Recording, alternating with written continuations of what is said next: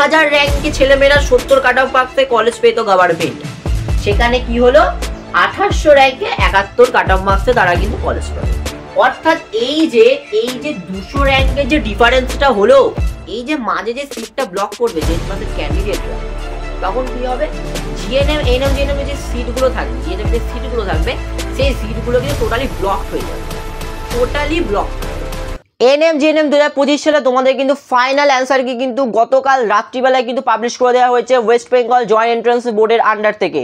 তো সমস্ত তোমরা অ্যান্সার কি তোমরা মিলিয়ে দেখেছো, কিন্তু তোমাদের মনে ঠিক একটা প্রশ্ন এসেই যাচ্ছে যে অ্যাকচুয়ালি তোমাদের যে সেট 1-এ 91 নাম্বার যে প্রশ্নটা ছিল, সেই প্রশ্নটার কিন্তু তোমাদের নম্বরটা কিন্তু প্রত্যেকটা কিন্তু তোমাদের ছাত্রছাত্রীদের মধ্যে কিন্তু উইথড্রল করে দেওয়া হয়েছে। উইথড্রল করে দেওয়া মানে কিন্তু দিয়ে দেওয়া হয়েছে। কেন দিয়ে দেওয়া হয়েছে এটা বিষয়ে আমি আজকে তোমাদের আলোচনা করব, এটা কিন্তু সংক্ষিপ্ত আলোচনা হবে। কিন্তু তোমাদের যে এই 1 নম্বর যে তোমাদের এক্সট্রা দিয়ে দেওয়া হলো সমস্ত ছাত্রছাত্রীদের, এক্ষেত্রে কাট অফে কতটা এফেক্ট পড়বে, এটা হচ্ছে সব থেকে বড় এখন প্রশ্ন।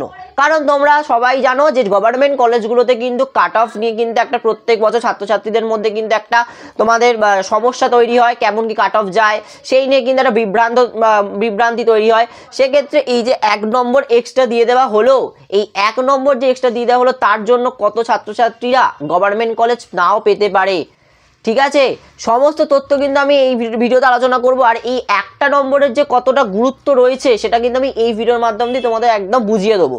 তো আমি একদম প্রথমেই আসি, দেখতে পাচ্ছ ফাইনাল অ্যান্সার কি 2025 সালে, যেটা তোমাদের মডেল অ্যান্সার কি পাবলিশ করা হয়েছিল, সেটা হচ্ছে 29 অক্টোবর। ঠিক দেখতে পাচ্ছ ফাইনাল অ্যান্সার কি পাবলিশ করে দেওয়া হয়েছে গতকালকে। রেজাল্ট কবে, রেজাল্ট কিন্তু আজকেই তোমাদের আমি বলে দিচ্ছি, আজকেই তোমাদের হয়তো রাত্রিবেলা বা সন্ধ্যাবেলা করে নোটিশ দিয়ে দেওয়া হবে তোমাদের রেজাল্টে। এবার আসি তোমাদের এই প্রশ্নটা, যেটা সেট 1-এ 91 নম্বরে রয়েছে, set B, set C, set ডিতে বিভিন্ন নম্বরে রয়েছে। কি বলেছে প্রশ্নটা ছিল, ভারতীয় জাতীয় পতাকার গেরুয়া রং কি নির্দেশ করে?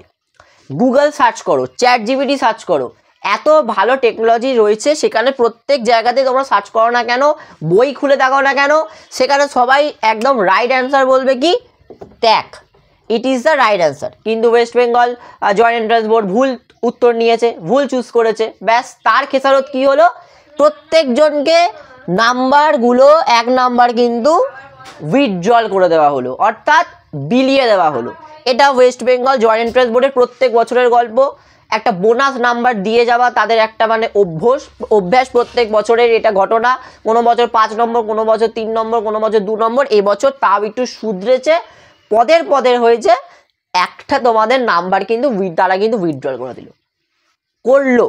এই 1 নম্বর যে প্রত্যেকটা ছাত্রছাত্রীরা যে পেলো, অর্থাৎ পরীক্ষায় শুধু তোমরা যদি পরীক্ষায় বসে থাকো, সে তোমরা এই প্রশ্নটা অ্যাটেন্ড করোনি তাতেও যায় আসে না, অ্যাটেন্ড করেছো তাতেও যায় আসে না, তোমরা প্রত্যেকে কিন্তু 1 নম্বর করে কিন্তু এক্সট্রা পেয়ে গেলে। অর্থাৎ কোনো অ্যাসপারেন্ট যদি ভেবে থাকে যে সে 70 পাবে, তাহলে কিন্তু সে আরও 1 নাম্বার এক্সট্রা পেয়ে গেল, অর্থাৎ তার নাম্বার কত হলো 71। এক্ষেত্রে জানো যে কতটা কাট অফে এফেক্ট পড়বে, এই একটা নম্বর কতটা কাট অফে এফেক্ট পড়বে। যদি কাট অফ মার্কস আমি কথার কথা ধরছি, আমি পুরো কথার কথা ধরছি, এই কাট অফ মার্কসটা যদি 70-এ যেত, যদি আমি যেত, ভাবো সাপোজ বলছি এই কাট অফ মার্কস 70-এ যেত, সেখানে যদি আমি কথার কথা বলছি যে র্যাঙ্ক হয়তো যেত কত 3000 র্যাঙ্কে 70 যদি নাম্বার কাট অফ যেত, এই কাট অফটা যেত, তারপরে কি হলো 1 নম্বর বাড়িয়ে দেওয়া হলো, কি হলো 1 নম্বর বাড়িয়ে দেওয়া হলো, অর্থাৎ 71 করে দেওয়া হলো। অর্থাৎ কেউ যদি 3000 র্যাঙ্কের মধ্যে থেকেও যদি কেউ 70 নাম্বারে কাট অফ মার্কসে যদি কেউ গভর্নমেন্ট কলেজ পেয়ে যেত, সেটা 71, এই একটা নম্বরের ডিফারেন্সে এটা কত হয়ে যাবে জানো, এই র্যাঙ্কটা কমেও যাবে, এই র্যাঙ্কটা কমবেই, কত হবে এইটা হয়ে দাঁড়াবে। কারণ কি, কাট অফ মার্কস বাড়া মানে র্যাঙ্ক কমে আসা, স্বাভাবিক কথা। কারণ র্যাঙ্ক যখনই তোমাদের কমে আসবে, কাট অফ মার্কস কিন্তু বেড়ে যাবে। অর্থাৎ এই যে 71 নাম্বার করে দেওয়া হলো, 70 থেকে 71, যেখানে 3000 র্যাঙ্কে ছেলেমেয়েরা 70 কাট অফ মার্কসে কলেজ পেত গভর্নমেন্ট, সেখানে কি হলো 2800 র্যাঙ্কে 71 কাট অফ মার্কসে তারা কিন্তু কলেজ পাবে। অর্থাৎ এই যে 200 র্যাঙ্কের যে ডিফারেন্সটা হলো, এই 200 র্যাঙ্কের ডিফারেন্সে 200 ক্যান্ডিডেট গভর্নমেন্ট কলেজ পেত।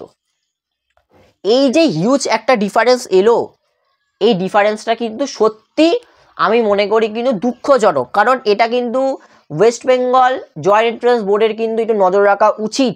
কারণ প্রত্যেক বছর গভর্নমেন্ট কলেজগুলো নিয়ে ছাত্রছাত্রীদের মধ্যে কিন্তু একটা সংশয় তৈরি হয়, প্রত্যেকটা ছাত্রছাত্রীরা কিন্তু চিন্তিত থাকে। সেক্ষেত্রে একটা নাম্বারের খেসারত কতটা হতে পারে সেটা তোমরা আন্দাজ লাগাতে পারলে। এটা আমি জাস্ট অ্যান এক্সাম্পল দেখছি, ঠিক আছে, জাস্ট আমি এটা এক্সাম্পল দিলাম। এই একটা ঘটনা হলো।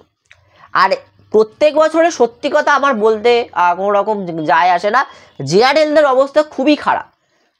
যারা ওপেন ক্যাটাগরি রয়েছে খুবই খারাপ। যে লেভেলের কম্পিটিশান থাকে ওপেন ক্যাটাগরিতে, সেখানে কিন্তু 200 র্যাঙ্কের যে ডিফারেন্সটা এলো কতটা ম্যাটার করে। মানে 200 র্যাঙ্কের যেই ডিফারেন্সটা এলো, 3000 থেকে 2800 এলো, এই র্যাঙ্কটা যে ওপেন ক্যাটাগরিদের জন্য কতটা ইম্পর্টেন্ট সেটা যারা ওপেন ক্যাটাগরির ছাত্রছাত্রীরা তারাই বুঝতে পারে। দেখো এসসি এসটি ওবিসি বি আমি বলছি না, আমি আদার ক্যাটাগরি বলছি না, ঠিক আছে। আমি এসটি কথা তো বলতেই চাই না, এসটি ক্যাটাগরি যারা ক্যান্ডিডেট রয়েছে তাদের র্যাঙ্ক প্রচুর হাই যায়, ঠিক আছে।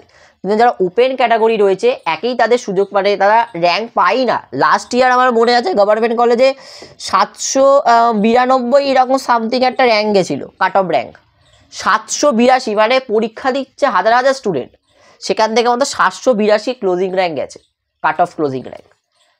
মানে ভাবতেই পারছো যে কি লেভেলের একটা কিন্তু সমস্যায় যারা ওপেন ক্যাটাগরির ছেলেমেয়েরা রয়েছে তারা পড়তে চলেছে। তো যেটা হয়ে গেছে, এটা নিয়ে আর ভেবে লাভ নেই। যা র্যাঙ্ক আসে সেই র্যাঙ্কের মধ্যেই তোমাদের গভর্নমেন্ট কলেজগুলোকে কিন্তু টার্গেট করতে হবে। দেখো কাট অফ এক্সপেক্টেড কেমন র্যাঙ্ক তোমাদের 2025 সালে হতে পারে, আমি জাস্ট তার একটা আন্দাজ ভিডিও দিয়েছিলাম, সেটা তোমরা হয়তো অনেকেই দেখেছো। এইটা হলো ফার্স্ট টপিক। এইটা হচ্ছে এটাই ফার্স্ট টপিক বললাম। সেকেন্ড টপিকটা কি হবে জানো? জেন বাসের পরীক্ষা আগে হয়েছে, এএনএম জিএনএম এর থেকে জেন বাসের অ্যাসপারেন্ট সংখ্যাও কম। জেন বাসের ফাইনাল অ্যান্সার কি বের করলো না।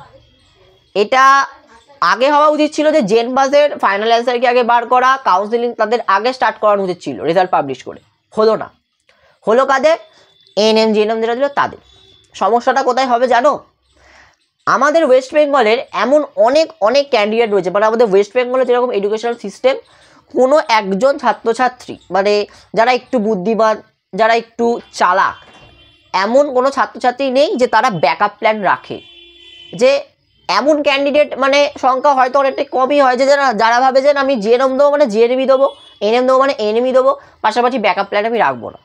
এরকম ছাত্রছাত্রীর সংখ্যা খুবই কম, মানে মধ্যবিত্ত বাড়ির ছেলেমেয়েদের ক্ষেত্রে বলছি। কারণ দেখো গভর্নমেন্ট কলেজে পড়া একটা সুবিধা থাকে, টাকা পয়সা বা ফেসিলিটিগুলো একটু বেশি থাকে, কিন্তু যারা প্রাইভেট কলেজে পড়াশোনা করে তাদের একটা কিন্তু মধ্যবিত্ত বাড়ির ছেলেমেয়েদের কিন্তু পড়াশোনা করানো কিন্তু চাপ হয়ে যায়।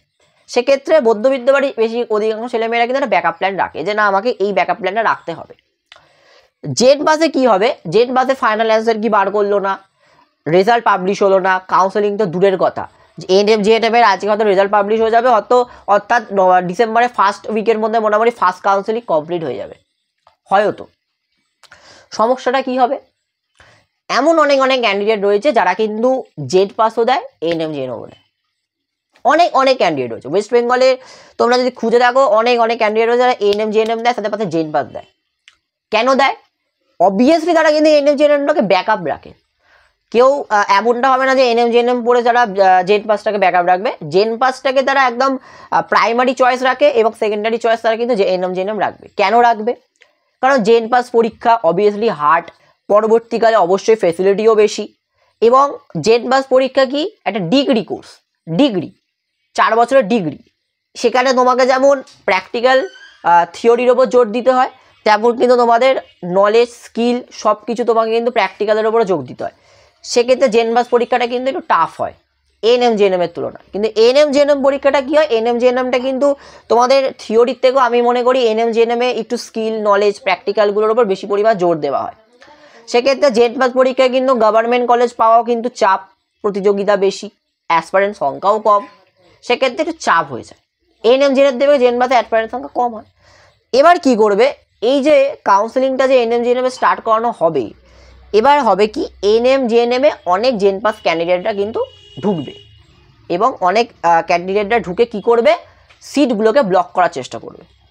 ভাবো যে ছেলের যে ক্যান্ডিডেট জেন পাস দিয়েছে তার একটা ব্যাকআপ প্ল্যান রয়েছে যে সে এনএম জিএনএম দেবে, এনএম জিএনএম এ যদি তারা নাও মানে তারা যদি নাও শেষে ভর্তি হয় আফটার জেন পাস কাউন্সেলিংয়ের পর, তারা কি করবে তখন জেন পাসে যদি একটা ভালো গভর্নমেন্ট কলেজ পেয়ে যায় তারা কি করবে এএনএম জিএনএম থেকে সিটটা ছেড়ে জেন পাসের মধ্যে তারা চলে যাবে, জেন পাসে তারা ভর্তি হয়ে যাবে। ক্লিয়ারলি কথা, কাউন্সেলিংয়ের মধ্যে দিয়ে, কারণ সবাই জেন পাসটাকে আগে টার্গেট করবে না, কারণ জেন পাসটা ডিগ্রি আর এএনএম জিএনএমটা ডিপ্লোমা কোর্স, ঠিক আছে। সেক্ষেত্রে তখন কি হবে, এই যে মাঝে যে সিটটা ব্লক করবে জেন পাসের ক্যান্ডিডেটরা, তখন কি হবে জিএনএম এএনএম জিএনএম যে সিটগুলো থাকবে, জিএনএম যে সিটগুলো থাকবে সেই সিটগুলো কিন্তু টোটালি ব্লকড হয়ে যাবে, টোটালি ব্লকড হয়ে যাবে। অর্থাৎ একজন ক্যান্ডিডেট যে জিএনএম দিয়েছে বা এনএম দিয়েছে সে শুধুমাত্র সেই পরীক্ষা বা সেই রেজাল্টের ওপরই সে ভিত্তি করে পরবর্তীকালে সে পড়াশোনা করবে, তার তো কোনো রকম ব্যাকআপ প্ল্যান নেই, তার তো কোনো রকম ব্যাকআপ প্ল্যান নেই। কিন্তু জেন পাস যারা দিয়েছে তারা এএনএম জিএনএমে ঢুকে তাদের কাছে ব্যাকআপ প্ল্যান আছে জেন পাসের জন্য, ঠিক আছে। তারা কি তাদের সিটগুলোকে পুরোপুরি ব্লক করে দেবে, পুরোপুরি ব্লক করে দেবে। অর্থাৎ ফার্স্ট কাউন্সেলিংয়ে জেন পাসের ছেলেমেয়েরা ঢুকে যাবে, অ্যাসপারেন্টরা ঢুকে যাবে, ঠিক আছে। তারপরে কি হবে, পরবর্তীকালে যখন তারা জেন পাসের কাউন্সেলিংয়ের পর ভালো গভর্নমেন্ট কলেজ পেয়ে যাবে তখন কি হবে জেএনএম থেকে তারা ছেড়ে বেরিয়ে যাবে, পুরোপুরি জেএনএম থেকে ছেড়ে তারা বেরিয়ে যাবে। কিন্তু মাঝে যে ভ্যাকেন্ট সিটগুলো মানে মাঝের যেই ব্লক করে দিল তারা সিটগুলো, সেই ব্লক সিটগুলো কিন্তু অনেক মানে জেএনএম এএনএম এর অ্যাসপারেন্টরা কিন্তু ভর্তি হতে পারতো, অনেক জেএনএম এর অ্যাসপারেন্টরা ভর্তি হতে পারতো, স্বাভাবিক।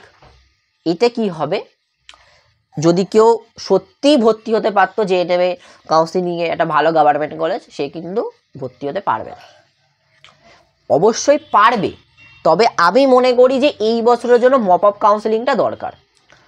আমি মনে করি মপ আপ কাউন্সেলিংটা কিন্তু এই বছর এএনএম জিএনএম এর জন্য খুবই পরিমাণে আমি মনে করি গুরুত্ব আছে। কারণ জেন পাসের কাউন্সেলিং মোটামুটি কবে কি স্টার্ট হবে, রেজাল্ট পাবলিশ হবে আমি জানি না, আমি মনে করি মপ আপ কাউন্সেলিং অবধি কিন্তু এএনএম জিএনএম এর কাউন্সেলিং কিন্তু তোমার রাখা উচিত। কারণ যেহেতু এখানে একটা সিট ব্লক হওয়ার ব্যাপার রয়েছে, আমি কিন্তু বলছি না যে হবে, কিন্তু হতে পারে, হবেই হয়তো বলতে পারবো না, বাট হবে, এরাও হতে পারে। আমাদের এখানে ক্যান্ডিডেটরা রয়েছে যারা এই জেন পাস থেকে এখন মানে একটু ব্যাকআপ প্ল্যান হিসাবে জেএনএমটাকে রাখবেই। তখন তারা জেএনএমে কাউন্সিলিংয়ে ঢুকবে, ঠিক আছে, ঢুকে তারা সিটগুলোকে ব্লক করে দেবে। আর যাদের জিএনএম ক্যান্ডিডেট যারা রয়েছে, যাদের কাছে সত্যি ব্যাকআপ প্ল্যান ছিল না, ঠিক আছে, তারা ভর্তি হতে পারবে না। তাই জন্য বলছি যে যতক্ষণ পর্যন্ত না জেন পাসের রেজাল্ট কাউন্সেলিং হচ্ছে যতক্ষণ পর্যন্ত ক্যান্ডিডেটরা না বেরোচ্ছে জেন পাসের, ঠিক আছে, ততক্ষণ পর্যন্ত কিন্তু আমি মনে করি যে এএনএম জিএনএম একটা মপ আপ কাউন্সেলিংটা করানো উচিত। তাহলে যখন তারা বেরোবে, ঠিক আছে, যখন জেন পাসের ক্যান্ডিডেটরা বেরিয়ে গিয়ে তারা জেন পাসের কাউন্সেলিংয়ে ভর্তি হয়ে যাবে গভর্নমেন্ট কলেজে, তখন যাতে ভ্যাকেন্সি সিটগুলো পুরোপুরি ফুলফিল হয়ে যায় যারা জেএনএম দিয়েছে, এএনএম জিএনএম। বিষয়টা আমি ক্লিয়ার করতে পারলাম। এখানে কিন্তু একটা বড় সমস্যা হবে, এই বিষয়টা একটু কিন্তু এবছর হবে। তবে চিন্তা করা কোনো রকম বিষয় নেই, যাদের নাম্বার কম হয়েছে 2026 সালে আবার এএনএম জিএনএম কিন্তু এত লেটে হবে না, বারবার বলছি এএনএম জিএনএম কিন্তু এত লেটে হবে না। আগস্টের মধ্যে কিন্তু তোমাদের পরীক্ষা হয়ে যাবে, কাউন্সেলিং হয়তো সেপ্টেম্বর পুজোর আগেই তোমাদের কাউন্সেলিং হয়ে যাবে, কারণ পরের বছর পুজো লেটে পড়েছে। সেক্ষেত্রে আমি বলছি যে এই দুটো ফ্যাক্টর কিন্তু প্রচুর পরিমাণে কাজ করছে, প্রচুর পরিমাণে। এই একটা নম্বরের গুরুত্ব, দুটো ক্যান্ডিডেটের কিন্তু 200 জন ক্যান্ডিডেটের র্যাঙ্কের কিন্তু তোমাদের ডিফারেন্স, এটা কিন্তু একটা বড় কিন্তু ক্রাইসিস আমি বলবো জেনারেল বা ওপেন ক্যাটাগরি ছেলে মেয়েদের জন্য, ঠিক আছে।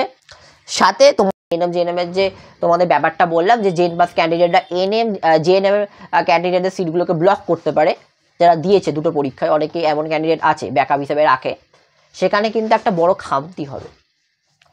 এই বিষয়টা আমি বললাম, এই দুটো বিষয় কিন্তু একটু তোমাদেরকে মাথায় রাখতে হবে। রেজাল্ট পাবলিশ হোক, র্যাঙ্ক গার্ড কেমন কি যায় দেখো, তার উপর ভিত্তি করে গভর্নমেন্ট কলেজগুলোকে টার্গেট করো। It is clear. তোমাদের লাস্ট ইয়ারে গভর্নমেন্ট কলেজগুলোতে কেমন কি কাট অফ গেছিলো বা ক্লোজিং র্যাঙ্ক গেছিলো, আমি তার একটা ভিডিও দিয়েছি। পরবর্তীকালে তোমরা কোন গভর্নমেন্ট কলেজগুলো ট্রাই করছো আমাকে জাস্ট একবার কমেন্ট করে জানিও, আমি চেষ্টা করব তোমাদের সেই গভর্নমেন্ট কলেজগুলোর ক্লোজিং র্যাঙ্কগুলো নিয়ে আলোচনা করা। ওকে, ইট ইজ ক্লিয়ার।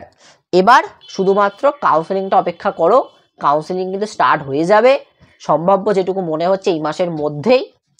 তো সেক্ষেত্রে আপাতত কিন্তু তোমাদের রেজাল্টের জন্য কিন্তু অপেক্ষা করতে হবে। রেজাল্ট আজকের মধ্যেই মোটামুটি আমার মনে হচ্ছে পাবলিশ করে দেবো। ফাইনাল অ্যান্সার কি হবার দিনের দিন বা তার পরের দিন কিন্তু রেজাল্ট পাবলিশ করে দেওয়া হয়। ভিডিওটা যদি সত্যিকার ইনফরমেটিভ লেগে থাকে বা ইনফরমেশন যদি তোমরা সত্যিকার ভিডিও থেকে পেয়ে থাকো, অবশ্যই বন্ধুদের মধ্যে শেয়ার করো, লাইক করো, চ্যানেলে নতুন হয়ে থাকলে চ্যানেলটা সাবস্ক্রাইব করতে ভুলো না। আর এইটুকু সবাইকে জানাই অসংখ্য ধন্যবাদ।